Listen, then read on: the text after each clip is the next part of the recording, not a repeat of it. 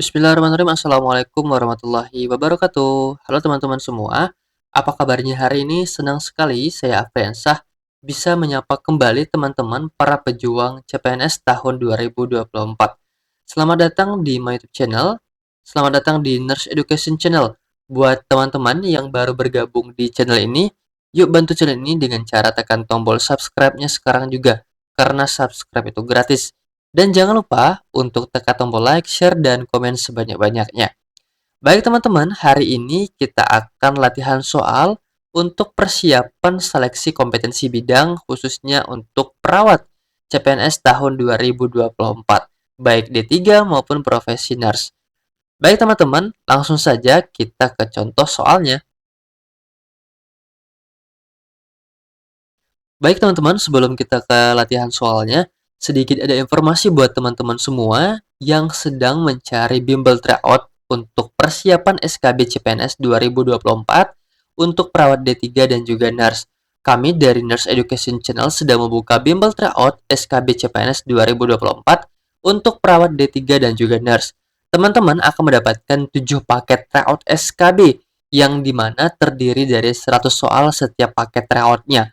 Yang kedua, teman-teman akan mendapatkan 6 paket mini tryout yang terdiri dari 20 soal setiap mini tryoutnya. Yang ada 6 video pembahasan mini tryoutnya melalui YouTube. Dan teman-teman juga akan mendapatkan ebook ringkasan materi dan juga tips trik dari Nurse Education Channel. Dan yang kelima, teman-teman akan mendapatkan PDF soal tryout lengkap dengan pembahasan yang bisa teman-teman print out. Dan teman-teman juga akan dimasukkan ke dalam grup Telegram diskusi yang aktif sampai dengan seleksi selesai. Soal-soal ini sesuai dengan kisi-kisi terbaru dan teman-teman akan bebas akses kapan saja dan di mana saja. Jadi total soal untuk tryout SKB CPNS adalah 820 soal dengan harga 150.000 ya teman-teman. Dan teman-teman untuk daftar bisa di WhatsApp 0896 9637 7751. Caranya gampang teman-teman. Teman-teman cukup WA di nomor ini dan akan dapat informasi dari admin untuk langkah-langkah yang akan teman-teman lakukan. Daftar sekarang juga karena pembelajaran akan dimulai tanggal 1 November tahun 2024. Sampai bertemu di bimbel tryout.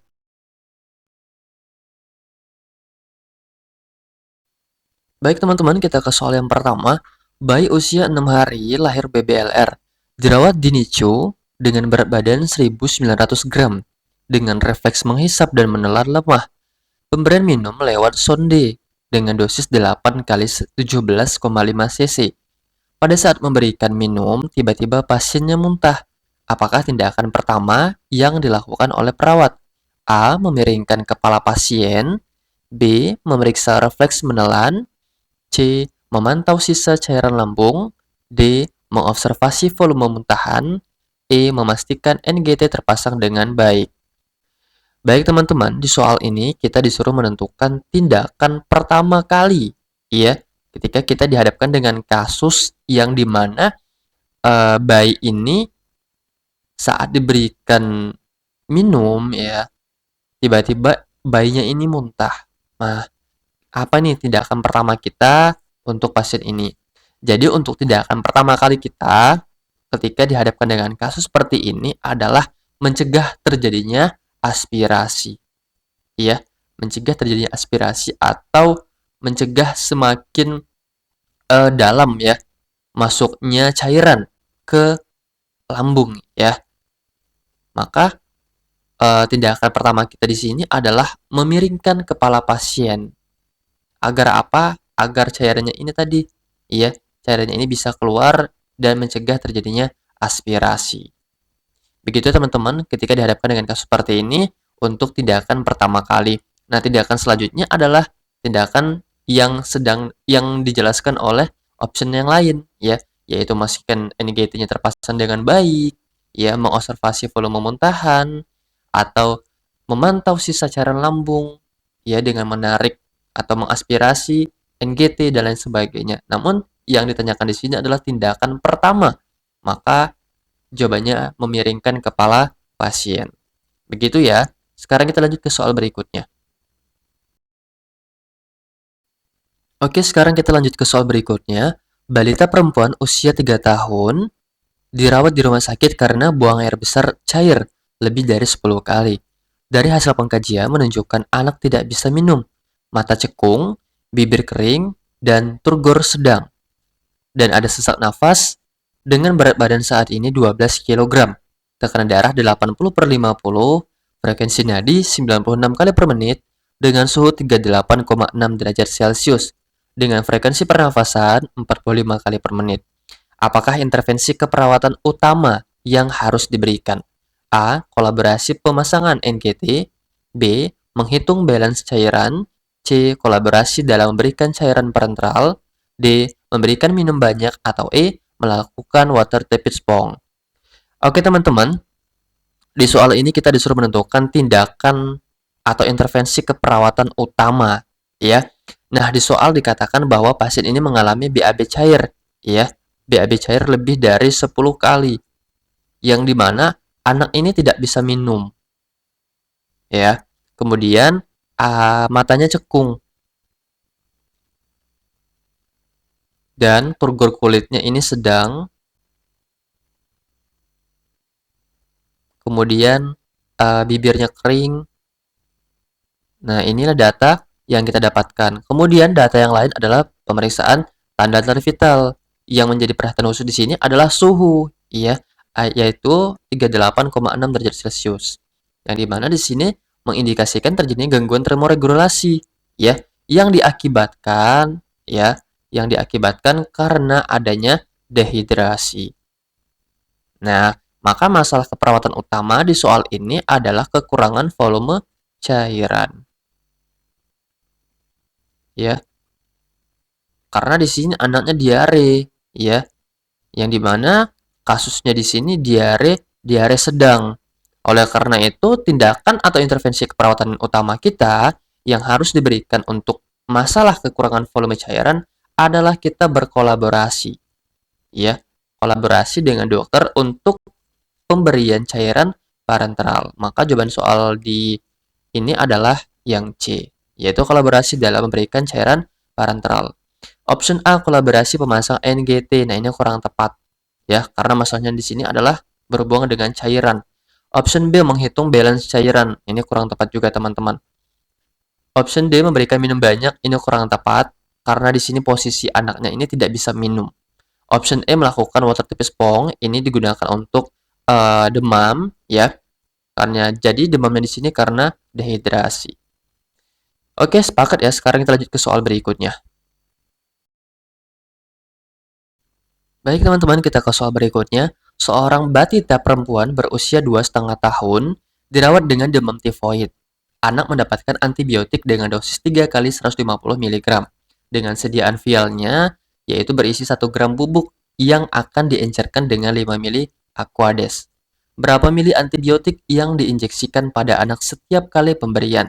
A 0,5 cc, B 0,75 cc, C 1 cc, D 1,25 atau E 1,5. Oke, di sini berkaitan dengan perhitungan dosis obat, ya. Dosis obat yang digunakan di sini adalah jenis obat antibiotik. Nah, sesuai dengan rumus, ya, data yang kita gunakan adalah dosis yang diminta atau sesuai dengan order, ya. Kemudian data berikutnya adalah dosis yang tersedia pada sediaan obat, serta pelarutnya. Nah, ini adalah ketiga data yang kita perlukan untuk menghitung rumus pemberian obat. Nah, kemudian rumusnya adalah obat yang diminta atau order dibagi dengan dosis yang tersedia.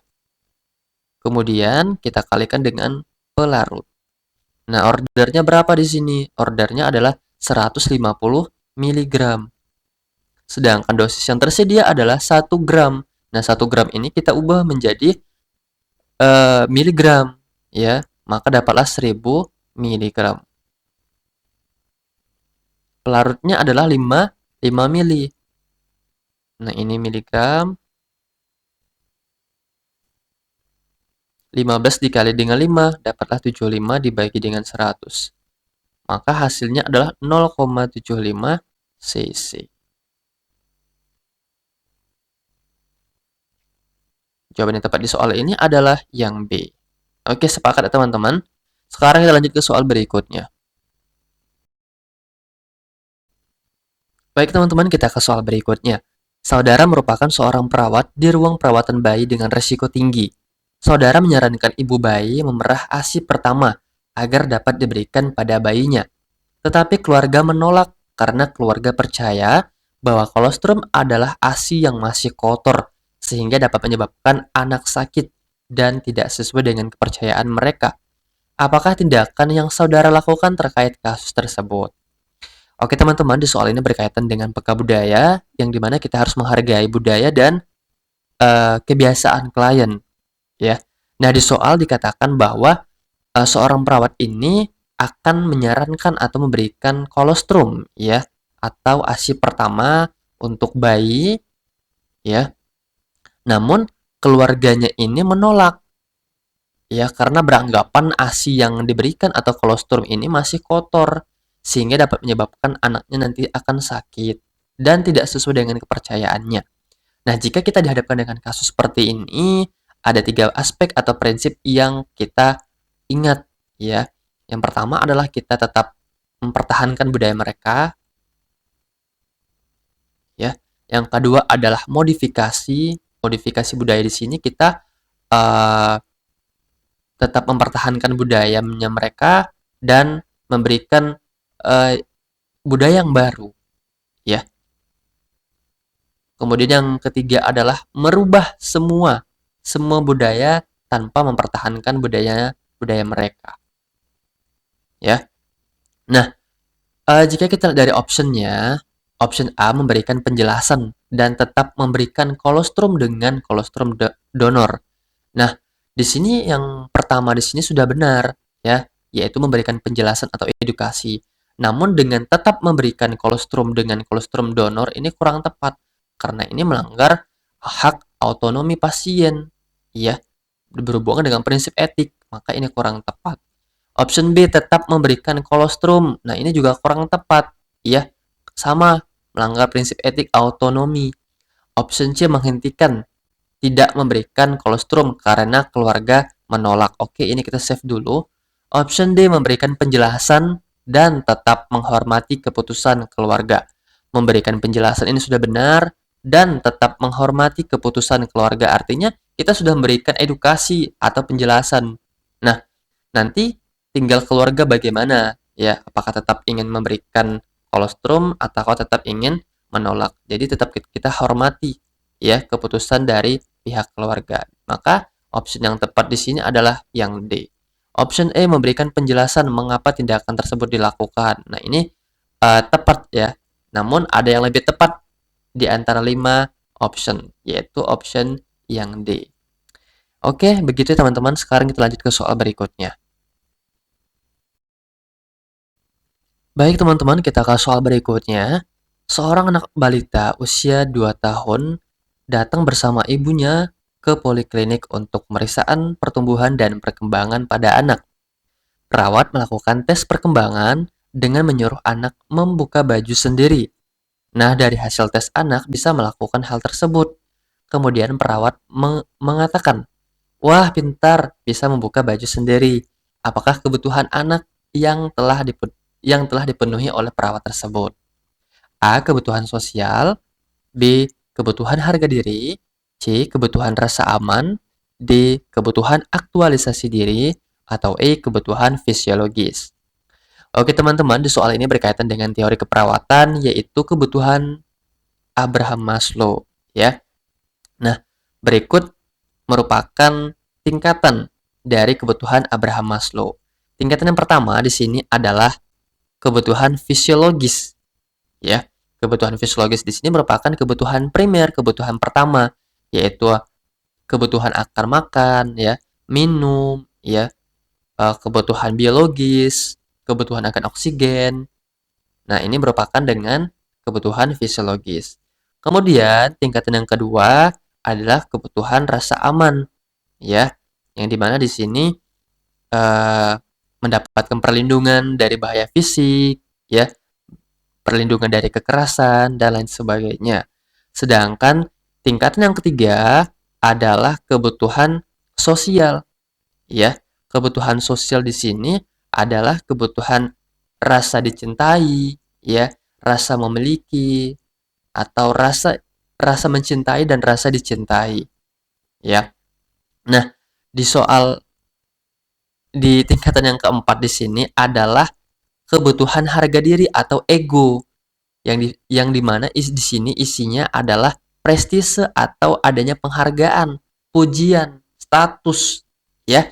Nah, di ego needs atau kebutuhan harga diri di sini bukan berarti semata-mata berupa hadiah, ya, berupa kado atau lain sebagainya. Namun bentuk penghargaannya di sini adalah bisa dari diri sendiri, ya, atau penghargaan dari orang lain. Misalnya adanya apresiasi karena atas ketekunan belajar kita, atau misalnya karena kepandaian kita, atau adanya kemampuan atau skill yang kita miliki, itu ya. Adanya prestise atau penghargaan dari orang lain. Nah, di tingkatan yang kelima adalah self actualization atau aktualisasi diri. Yang dimana di sini mengindikasikan tingkatan kelima ini dianggap sempurna jika memenuhi semua kebutuhan 4, 3, 2, dan 1. Nah, kita balik pada soal bahwa di sini perawat memuji, ia mengapresiasi. Wah, pintar sekali bisa membuka baju sendiri. Nah, di sini mengindikasikan perawat ini mengapresiasi anak ini, ya. Mengapresiasi karena kecerdasannya, karena kepintarannya. Maka kebutuhan anak yang telah dipenuhi oleh perawat di sini adalah ego needs atau kebutuhan harga diri. Jawaban yang tepat di soal ini adalah yang B. Begitu ya. Jadi kebutuhan sosial ini adalah kebutuhan dicintai, rasa memiliki, dan rasa dimiliki, dan rasa memiliki. Ya gitulah ya. Option C kebutuhan rasa aman, kebutuhan karena perlindungan dari kekerasan, aktualisasi diri yang telah dijelaskan tadi, fisiologis makan minum oksigen, dan kebutuhan biologis. Oke, sekarang kita lanjut ke soal berikutnya ya. Baik teman-teman, tidak terasa sudah di akhir video. Terima kasih buat teman-teman semua yang telah menonton video ini sampai selesai. Semoga adanya video ini bisa memberikan manfaat kepada teman-teman semua yang sedang mempersiapkan diri untuk menghadapi ujian SKB CPNS tahun 2024. Semoga teman-teman bisa lulus menjadi seorang ASN tahun ini ya. Dan terima kasih semuanya. Assalamualaikum warahmatullahi wabarakatuh.